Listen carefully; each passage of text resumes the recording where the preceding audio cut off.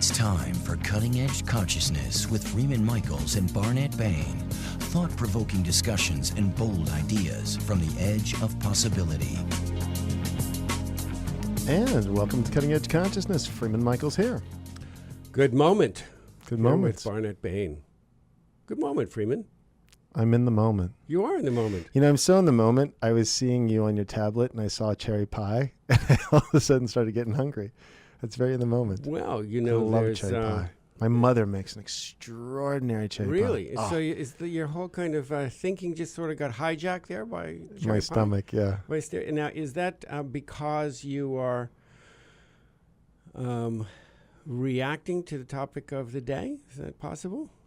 I don't know. What is the topic of the day? Oh, we're going to discuss a whole lot of very interesting things, including possibly, it may thread back to some of your eating habits. I'm just saying. I don't know. Oh, that conversation. Your eating habits are pretty good. Well, You're good or bad is relative. Relative.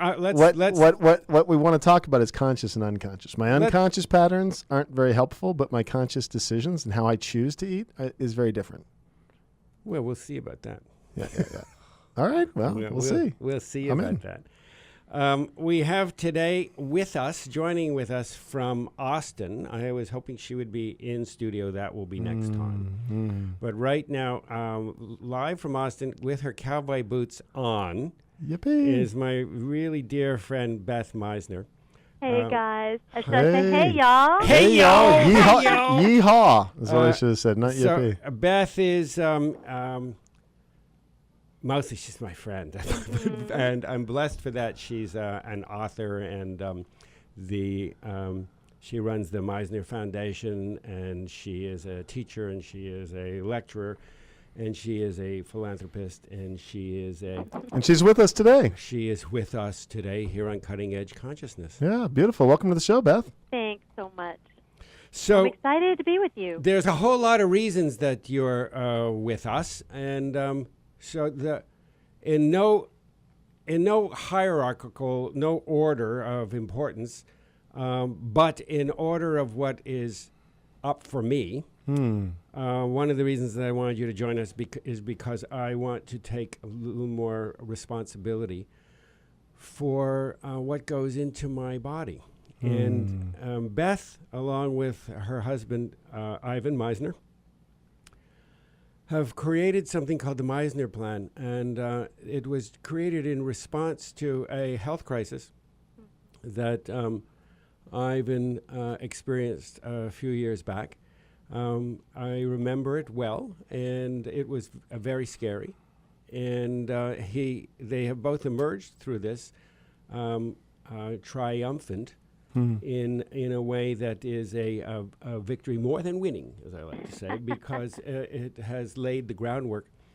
They have both made a map for us to follow out of the weeds of mindless eating into an entirely new possibility and a new set of relationships with food. And so we want to peel back some of that. Are you game? I am. Are we allowed to eat game? Oh, yeah. Good. Boom! Let's get started. Yeah. Thanks for that, Barnet. I love the way you said we emerged with a victory bigger than winning. And I love that. That's a great way to look at it. It's one thing to hear your loved one be diagnosed with cancer. And then it's something entirely different to hear the same doctor say, I don't know what you did, but you're in remission. And then to move from that to be able to expose other people in a greater way to the possibilities of their bodies recovering health, which is normal. We should have normal health, and we don't in this world. And why did he move through prostate cancer and emerge on the other side in remission when many other people don't have that experience?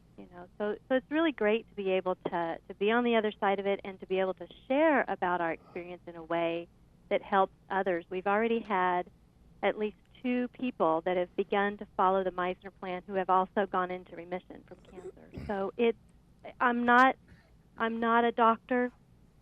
I'm not a practitioner in that way. I'm just a gal that's had this experience and wants to share about it now. And I think that is a little bit disarming, and people are caught up by that, and they're making changes, and so it makes it a really powerful experience. Well, there's something really powerful in creating your own path. One of the things we've talked about a number of times in this show is when we pathologize, when we make something a problem, we're feeding the beast. And a lot of times our response to an illness is to go straight to the pathologist, figure out what the problem is, and then our culture says cut it out and or poison it.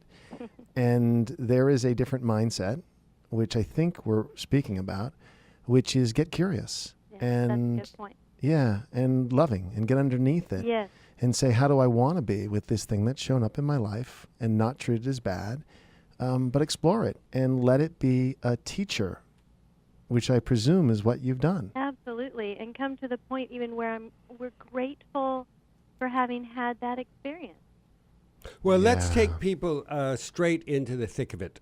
You say it on your website, and we will give that information out to our listeners in a moment. But you have said it in your website. You have said it across the dinner table from me, not once, not twice, not 3 times, not 4 times. So finally, it is seeping in that it is important to understand why before you downshift into the hows and before the motives for change can really become grounded.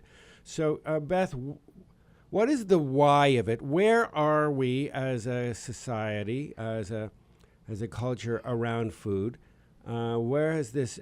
What has happened to our food? What is the relationship of food with our health and constitutionality? And why is it necessary to reassess it?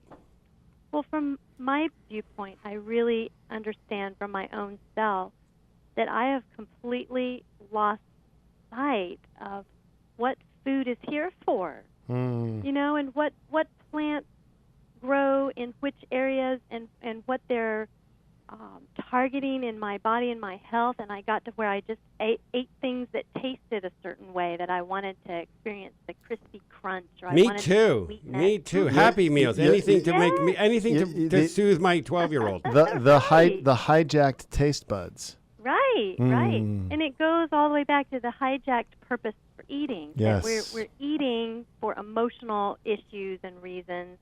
We have this big social thing about eating, which is wonderful, and we still experience that, but what we're putting in our mouth has changed. You know, because the plants that we're eating have very targeted chemicals in Say them. a little more about that, the nature of what has happened to our plant stocks and our wheat. Food supply. Yeah, even our plants are changing now through biochemistry and engineering, genetic modification, and so there are a whole slew of plants that no longer serve us the way they originally did. And for my husband and I, we do not eat genetically modified plants or even extremely hybridized plants like wheat.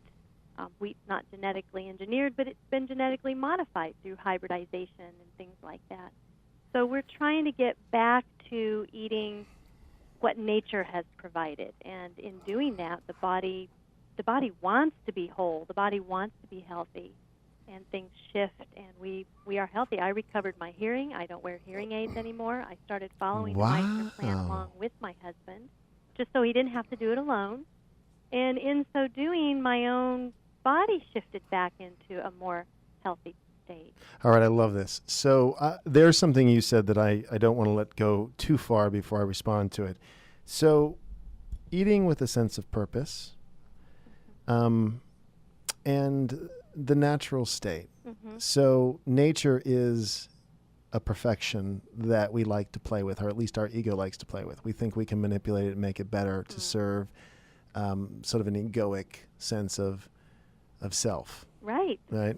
And to our own peril. We've been playing with nature in a way that on so many levels is reflecting back to us saying, knock it off. The natural, returning to the innate well-being that is ours as a birthright, that we, again, in pathologizing, we buy in early on to the story there's something wrong with us, and our very culture relies on that. Capitalism works because we can convince people that they need the product, that there's something wrong with them, and they'd be better off if they had a Porsche or a Armani suit, or they were 20 pounds thinner. And we're not better off if we have a Porsche? Well, you are, but everyone else needs to be more like Barnett first. For those of you who don't know, Barnett drives a Porsche, but it's okay. That's just but for fun. It's not a clean one. It's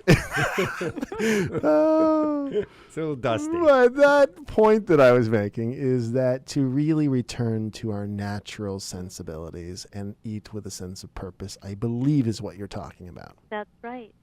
And it's so simple, and yet the collective distraction and the nature of food as distraction has us, wandering off into less than helpful patterns of behavior. Totally unconsciously, because we're conditioned. That's it. Not to think about it. So we're conditioned not to think about it, and the conditioning that supports what is largely the same sort of diet that we that sustained us when we were adolescents, starchy, fast foods, this sort of thing. In addition to some of the changes that our food supplies have undergone, everything, as you pointed out, from what's happened to our wheat and to modified products and hybridized products, over and including all of the processing that has happened the ultra processing. Ultra processing that has not only stripped the nutrient value, but has added chemicals, and some of which is clearly toxic. So we are talking about a very different model of relating to food. Correct. And that is not necessarily, it is supported by the culture because you are out there and there are others. Oh, there's so many people. I'm just astounded when I talk with folks. Mm-hmm. How many will be in a group that, hey, I've been vegan for 10 years, or I'm vegetarian, or I've stopped eating hormone-laden meats. And it's something that's definitely picking up speed and traction. I really hope. Well, you've laid out a plan. Yes. As part of your service and contribution, you have laid out the plan that you and Ivan explored. Some of it you discovered, some of it you pioneered.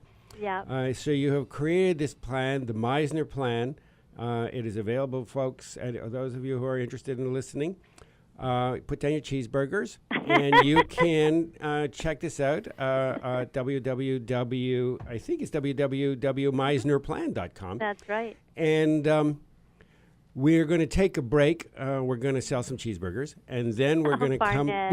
We're going to come back, and Beth, will you share with us some of the pillars of the Misner plan in terms of the kinds of food and exercise? Yep, you bet. Fabulous. Great. So stay with us. We'll be right back here on Cutting Edge Consciousness.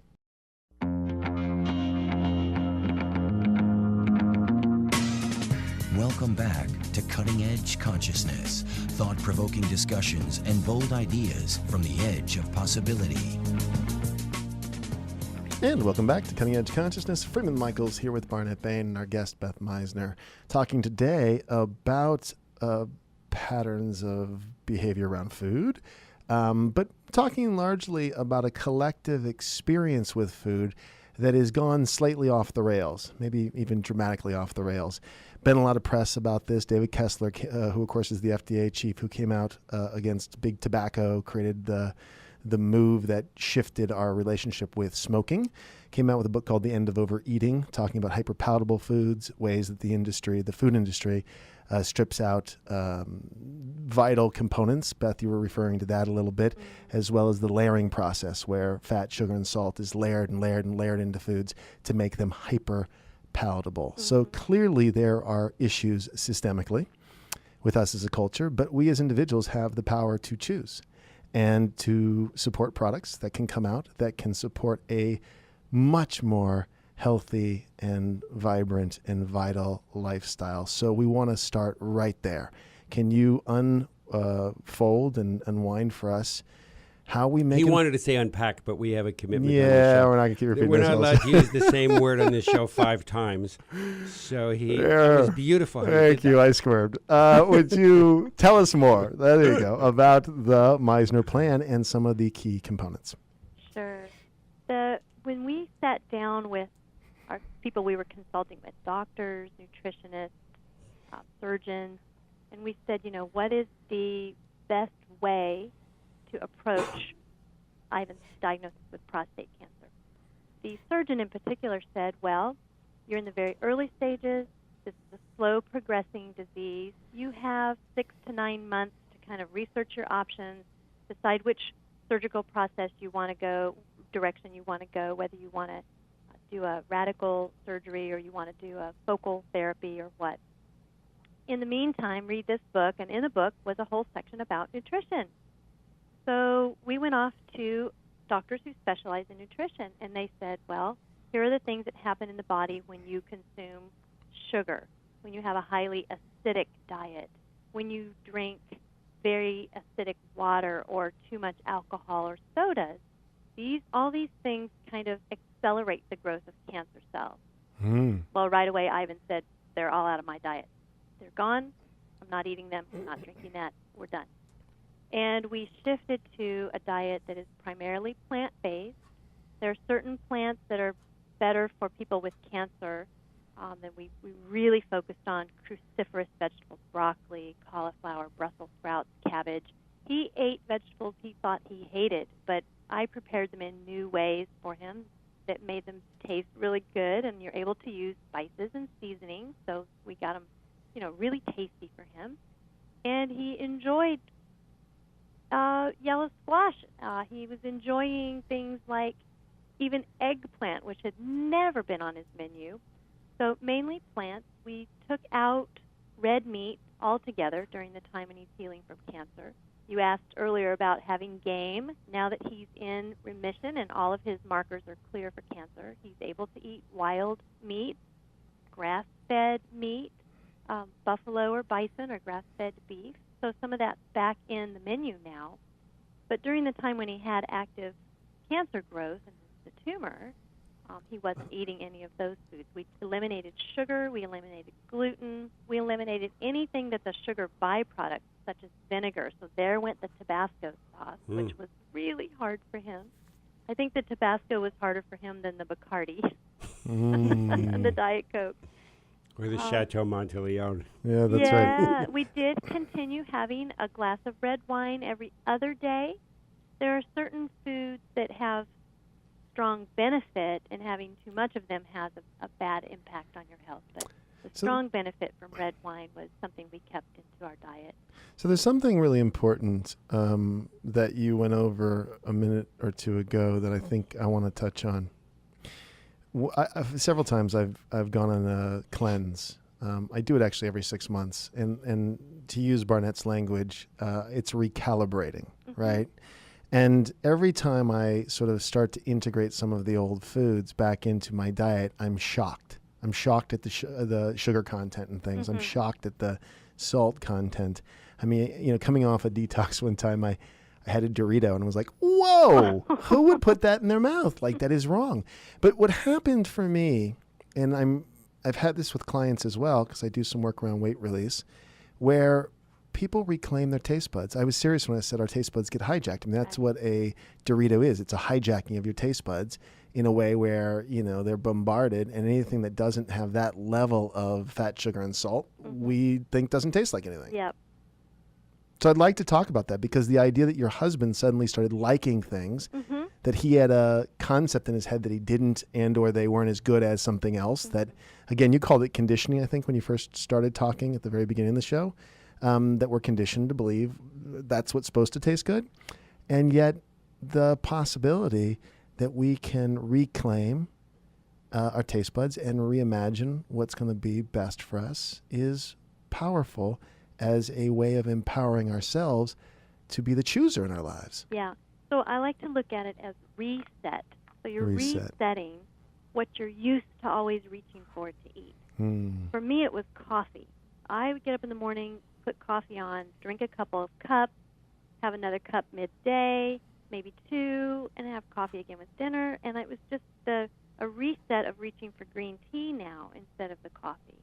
And once I had kind of reprogrammed myself, because that's really what it is, reprogramming myself to reach for the green tea, the next time I had coffee, 2 or 3 weeks later, it was nasty. It was just terrible. It was so acidic and so harsh tasting that I had reset the receptors in my brain to receive that flavor, and I didn't care for it. And one of the critical pieces, though, is there's a ritual involved. There's an associative quality. I know this around. I've given up alcohol. I decided to do that fairly recently. I've quit at various times in my life and said it doesn't really fit with who I am.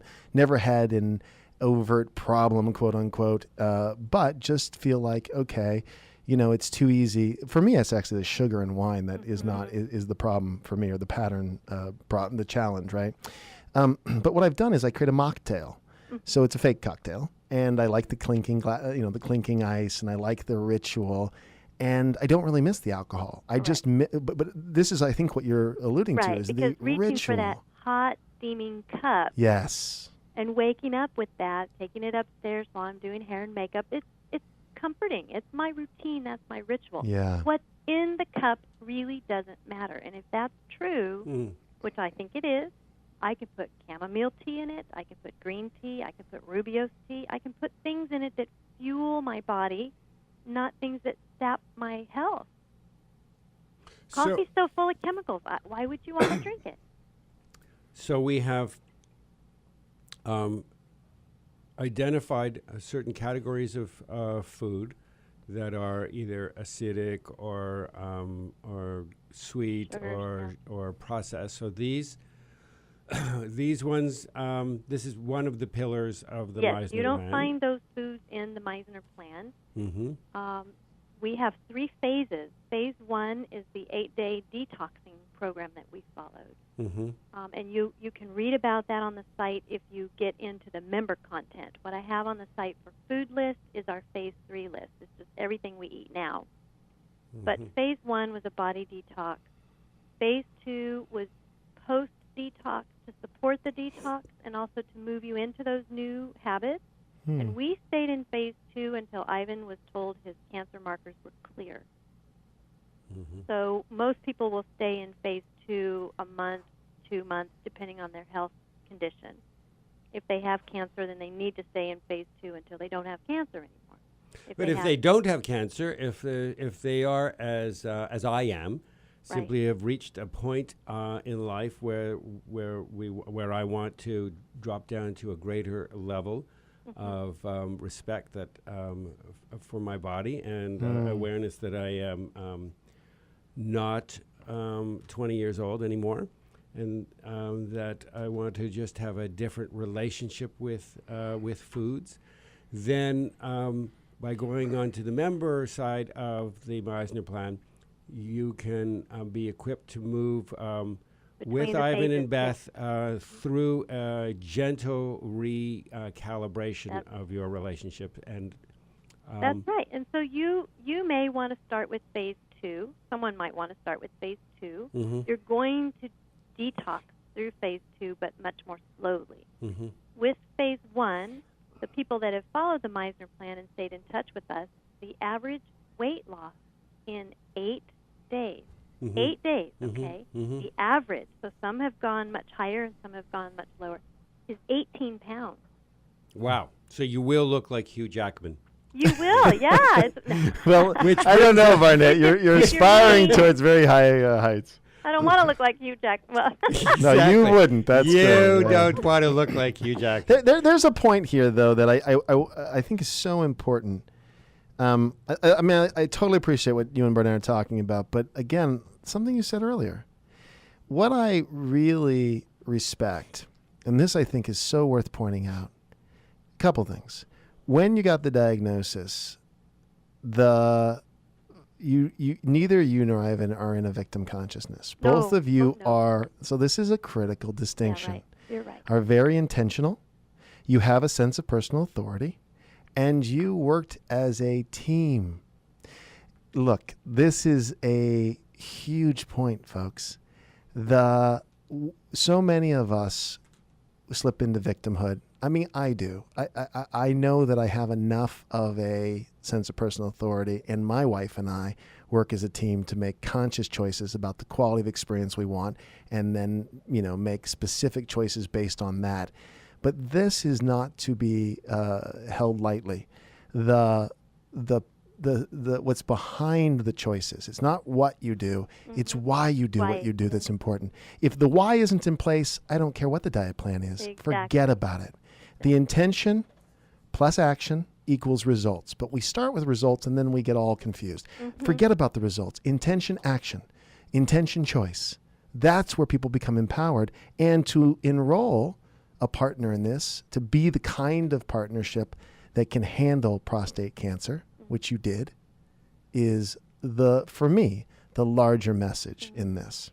And Freeman, there's a whole piece of that was tough for me because I would have gone a slightly different direction than Ivan went, and I had to let him go the direction he chose. Yes. Where would you have gone? Oh, I would have gone to a clinic in Mexico and checked myself in for 3 months and been done with it. It wouldn't have taken 9 months for me because I would have locked down and battened down all the hatches. That would have been too extreme for Ivan. His path needed to be a little bit slower, a little more moderate.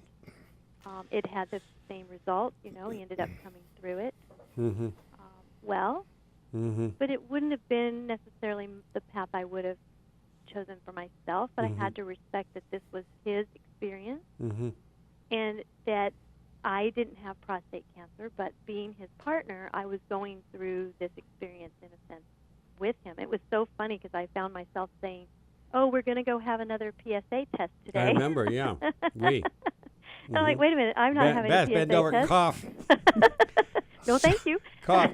So the next pillar of the Misner plan involves exercise. So can you speak a little bit about that? How much and exercise? this is another thing where I do things differently than my husband. And for him, getting the cardiovascular exercise was critical because cancer thrives in a oxygen deprived state. So when your body is, as most of our bodies are, deprived of oxygen because we're not breathing deeply, most Americans are not consciously breathing deeply, doing their 30 minutes of cardio every day to really get their blood oxygenated, and our organs are deprived of oxygen. Our brain is deprived of oxygen. So for him, getting that oxygenation of the blood was important. So doing cardio every day, doing some resistance training so that the muscles are growing and that the body is more in alignment with good fitness, all helps you move into a more healthy state. So what is Ivan's regime now? What is his exercise regime? Yeah, he walks every day, 20 to 30 minutes, and then he does some light resistance work. He'll do sit-ups, push-ups, and squats, and that's really the extent of what he does. He lost 40 pounds in 3 months, and he's kept it off the whole year and a half, almost 2 years that we've been on this journey. I lift weights 3 times a week, do Pilates twice a week, train with a Tai Chi, Qigong master. You're terrifying. You're terrifying. I definitely go more into the sport of fitness, than he does. But for him and his age and his fitness level, he's doing great. It's just exactly what he needs to do. We park little bitty things like park further away from the door when you're going somewhere. Minor adjustments. Right, take the stairs if it's 3 floors instead of the elevator. So just do little things that increase our cardiovascular fitness each day. And I love this at the level of style, that there's a style that's going to work. But I'm going to harp a little bit. The big why, the deep spiritual question, why? In other words, when in my life I've been faced with something that is big, I have not had cancer, but just those big things, the deeper why, the imperative, because that's the thing. The strategies and the style stuff is great. It's great to have resources. But the deeper question, the why I do what I do. What's the big why? What's Ivan living for? What's the big thing that imperative where he said, I'm staying here? Yeah, right. What's that about? Right.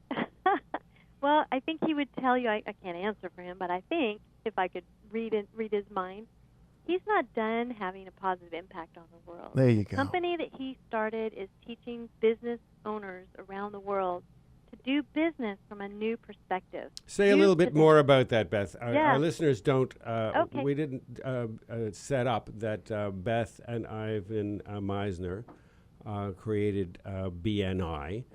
And to put it in a little context of this little organization, why don't you say a little bit about Sure. BNI? BNI is a referral business.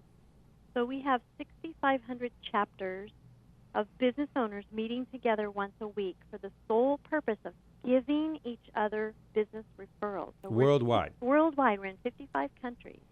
We have about 160,000 members, right around that number. And our philosophy that is instilled in our membership is givers gain. You're part of BNI to see how much business you can give to other people, referrals, your own business, that type of thing. I love it. It's not a dog-eat-dog, let's compete with each other. It's very, very collaborative. And we're going into some markets where, and I think maybe America might be one, where collaboration has not been our traditional path in doing business. It's been more about shut down the other guy and compete Get with the them. bigger end of the stick. Get them out of business. Yeah, right. But we feel there's more than enough business to go around, so we're there to give each other referrals, give each other advice, assistance, support, whatever is needed. And he's not done making that impact on the world, I think. Okay, so now here's the question. You're not done with him. Mm-mm. The part of you that could jump on and become the partner that could support his vision with such commitment, clarity. Right. I don't hear a single questioning bone in your body. I don't sense that. What's up for you that you said, I'm in 100% all the way? Listen, both Barnett and I have long-term partnerships that I think are similar to yours, right? Yeah, 25 years we'll Right. celebrate in May. There's a major distinction here. And in the last minute that we have left, so Yeah, sorry. sure. Okay, Can well, I'll you tell us what your big why was? Yeah. For me, I knew that following a plan like this could bring Ivan through cancer without medical treatment and bring him into remission. I knew it could. And he is so visible on such a big stage that if he does this and we are able to bring more attention to this process, it's going to save so many people's lives. That's my why. That's a fantastic why. Yeah. All right, let's give the website again. Please, Beth? It's www.misnerplan.com. Great. And I'd encourage you to click on Take the Challenge, even if you don't think you're going to take the challenge, and just become a member. So you get our member content and you get emails. I only send emails maybe every 2 or 3 weeks or once a month. So you won't be inundated with No, you're not going to get an email every day from me. And this information will be on our Cutting Edge Consciousness website for those of you that have missed it. And there are two things that I want to say to you, Beth. The first is thank you so much for coming on Cutting Edge Consciousness. Absolutely. And thank you to Ivan. And the second one is I hope there's a really big party in May. I'm sure there will be. And I love you guys so much. Thank you very much. All right, for those of you listening, we are going to say goodbye to Beth, but we are not going to say goodbye to you. So stay tuned because we'll be right back after these messages to wrap things up here on Cutting Edge Consciousness.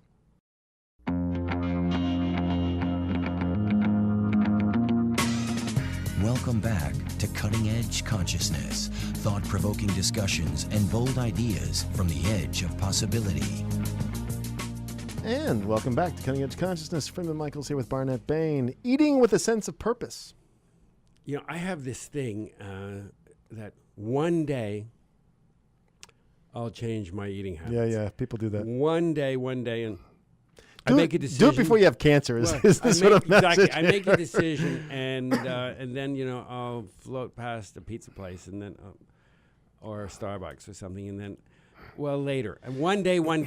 So can I share my experience with this? Because I've had a very profound experience with this. It's like two roads. There's the old road, which is the default setting, and there's the new road we're building.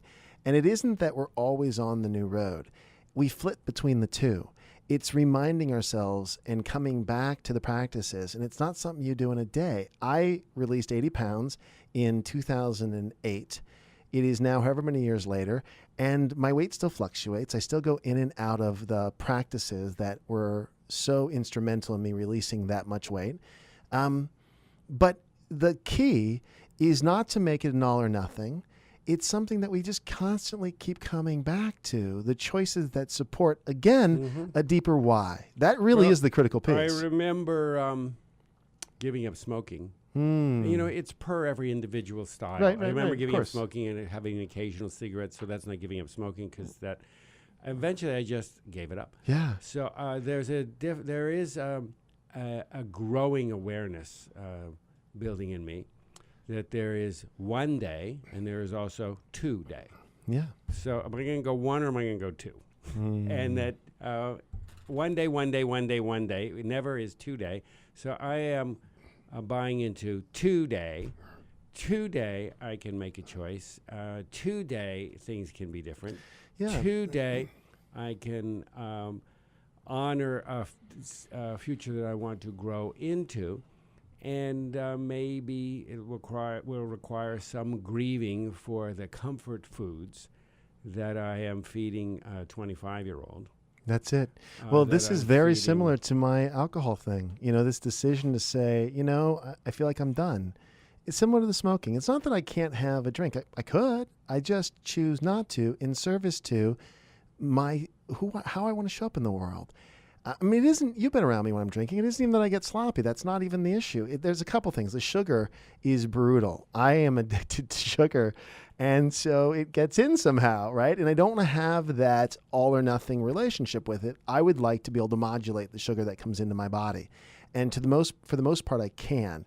One of the places that it can, lots of things go wrong when I start drinking, because I eat unconsciously. The minute I start drinking, my 25-year-old who wants the Doritos is front and center, and I don't have the ability to observe and to sort of rein in that aspect of myself. So for me, the booze are problematic for how I want to show up in the world and what I'm up to creating with my life, right? But it's interesting, for the most part, I don't want to do all or nothing. I don't want to have forbidden foods. I really want to relate to food in a conscious way. Sometimes I do, sometimes I don't. One of the things look, I hang out with you a lot. There's a couple things I've noticed. You were addicted to those Jamba Juice or Robex things, and I don't see you going there anymore. No, I stopped that. Yeah. But you do this. I mean, it's kind of your personality. You're a funny guy, for all the people who don't know Barnet personally. He does these little crazy habits, and he does them, and he knows they're like not healthy. I almost said it wrong. They're not wrong. They're fine. Until he goes, all right, that's silly. I'm not doing that anymore. So that's a kind of interesting little quirk in your personality. I don't know what that's about. I'm not analyzing you. I'm just noting. It's suddenly, it is like balances. It's like a seesaw in a play yard teeter-totter. I see it go back and forth and back and forth and back and forth. And increasingly, it dawns on me that I have less teetering and more tottering going on, and that it's simply I'm feeding parts of myself that are craving attention. There you go. And it's more comfortable. It has been more comfortable, and to some degree it is still more comfortable for me to anesthetize them. That's the issue. There you go. We're in business with now. Comfy foods. That's it. A milkshake and a Happy Meal. Yeah. Than it is to sit in the discomfort of the discomfort of that. Most of it is mental. Oh, I want. When I put the clutch in on that, some of it is a certain kind of tightness or a certain kind of longing that I feel in my body. But it's manageable. I have to slow it down. I'm so quick. I think we all are. So quick. We process life so quickly. We bite off life. We chew. We don't even taste it before we swallowed it. That's absolutely right. And I don't mean that only with food, literally. I also mean it metaphorically about life. When I can slow it down, I have a better shot at it. And invariably, more and more of that teeter-tottering back and forth eventually I come to my senses. I mean that literally. Mm. And let go and change. So we've said here on this show before that change happens in a second. It does. But getting to the point of That's change right. can That's take a very long time sometimes, and I can be gentle with myself, and sometimes I'm not gentle with myself. I have a big wonder. I don't know if I can say it on air, but I wonder. One of the things that, let me see if I can say it this way. So Sandy is Barnett's wife, for those of you who don't know who Sandy is. We refer to her. She comes in the show often enough that you might know who she is. She eats so healthy. I mean, I've seen your fridge. I've seen what she brings home, and she's all about the greens and all about, and I know diet-wise she's been very conscious about what works in her body and what doesn't. I'm just curious how you live with her. Like, what are your options? Yes.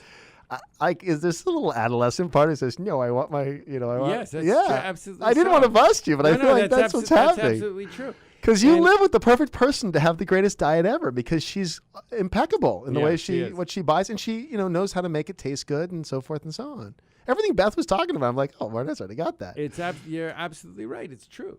And one of the dynamics of our relationship is that her desire to make that change, some of which is integrated and healthy, in terms of her desire to have impact on me, because she loves me and because she wants the best for me. Right. And some of it is not integrated. Some of it is like the finger wag. Is personal agency. Yeah. She wants to make change in order for her to feel safe. Yes. There's nothing wrong with that. No, I get it. But it is an interference in another life. So there's no hard rules about this. Oh, the New Year's show this year is going to be good. There's no cookie cutter solutions to this. Yeah, of course not. But there is a balance of her. It's similar to many of our listeners are familiar. You drive along with your spouse. One person's driving, the other one's got their foot up like on the dashboard and hanging on, teeth gritting, and constantly terrified. You're driving too fast. You're driving too slow. So these are also agency mechanisms. It's not to say that I may be driving too fast or I may be eating unhealthy. No, it has a life of its own. It's independent of what's actually happening. It's something that is a dynamic that you're playing out, that anything could be put into that dynamic. It's just, where does it get expressed? Where does it get expressed? So this has been going on, and she very rarely mothers me in that way. Although she is aware that my habits around food are not integrated, there are times when I will ask permission to comment on them. There are times when she'll cross a line. Yeah. So it's a delicate balance between being loving and being inundating, and at the same time, I am very deeply into my own spiritual practice. Totally. And so it is not lost on me. You do need to get together with Beth and put together a vision for how you want to relate to food, independent of Sandy. I have spent a lot of time with Beth and I. No, I know you have. I'm inspired by the way they eat. Yeah. And but you have to come to these things in your own timing and in your own cadence. And it's time, Barnett. You still squirming. Maybe one more cigarette. I am squirming, and it's interesting because I had the thought this morning as I ordered the coffee and the pound cake. I only saw the crumbs. I got there a little late. All I saw were little crumbs. Yeah, because I binged it, you covered it quick. To have the codependency. That's right. So yes, everything in its timing. I remember giving up cigarettes. I used to smoke a couple packs a day. I had no idea. That was many years ago. But I remember, there's a part that knows the why nots. Yeah. And then there are other parts that have other agendas, and you grow into them. And I can't just deny parts, but that's right. I have to become sufficiently aware and sufficiently convicted behind it, to be able to love those other parts and meet their needs. And that's not that has there are areas that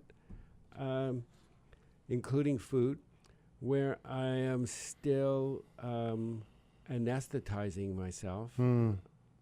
It's okay. I get it. I mean, like, we're going to go back just because the conversation. And exercise, too. That's a big one. Yeah. How about exercise? I think, well, I have this story. I don't have enough time for exercise. Yeah.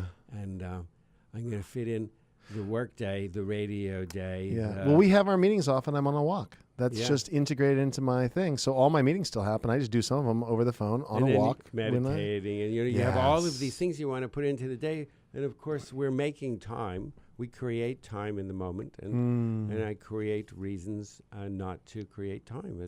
And then pretend that I'm not doing it. Misunderstood, unappreciated, problems too great to bear.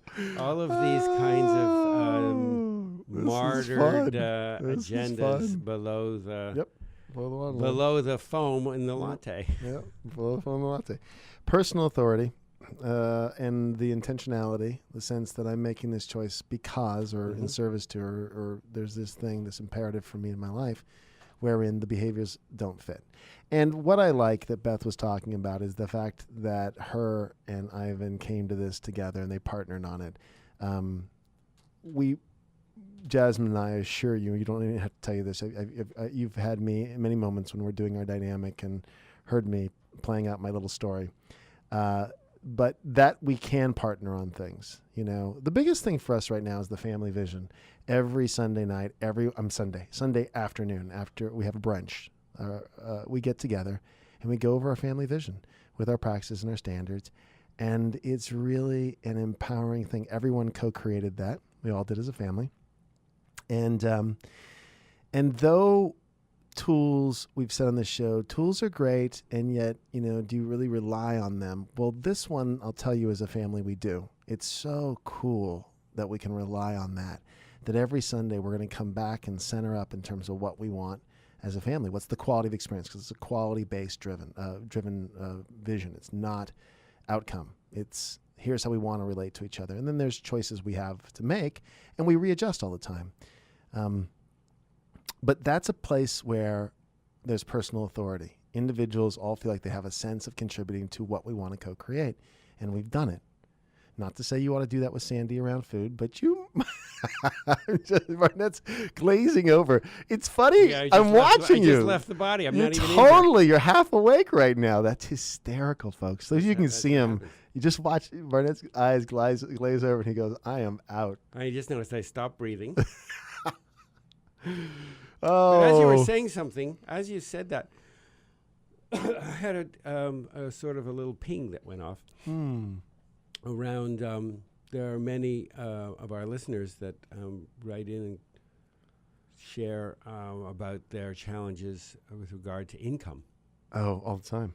And it occurred to me as you were speaking that the focus on outcome is what contributes to the challenge around income. Oh, big time. Big time. Yeah. Well, it pinged for me.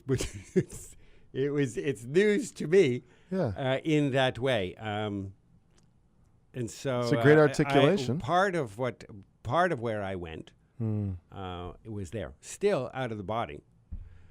So that's how insidious it is to be able to incorporate, in corpus, to bring it in, to take an insight like that into the corpus.